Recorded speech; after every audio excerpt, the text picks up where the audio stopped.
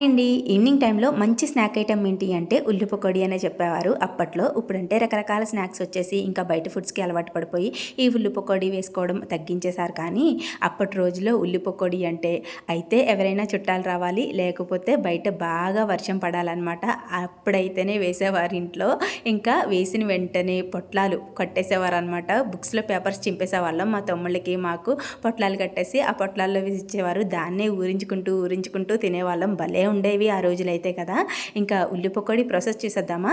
ముందుగా సన్నగా చీరిన ఉల్లిపాయ ముక్కలు, అలాగే పచ్చిమిర్చి, అల్లం ముక్కలు వేసుకొని, కొంచెం వాము, టేస్ట్కి సరిపడా ఉప్పు, కొంచెం కారం వేసుకుని, శనగపిండి కూడా వేసుకుని, గుప్పెడి కరివేపాకు కూడా వేసుకుని, అస్సలు వాటర్ వేయకుండా ఉల్లిపాయల్లో వచ్చే వాటర్తోనే బాగా పిండిని కలిపేసుకొని పకోడీలాగా వేసేసుకొని బాగా ఎర్రగా కాలనిచ్చి తీసేసుకుంటే పకోడీలు అయితే రెడీ అయిపోయాయి. టేస్ట్ అయితే చాలా బాగున్నాయి. రక్కడికైతే చాలా బాగా నచ్చాయి. మేమైతే టీతో ఎంజాయ్ చేస్తూ తిన్నాము. మీరు కూడా ట్రై చేసేయండి. అలాగే ప్లీజ్ వీడియోని లైక్ చేయండి. బాబా.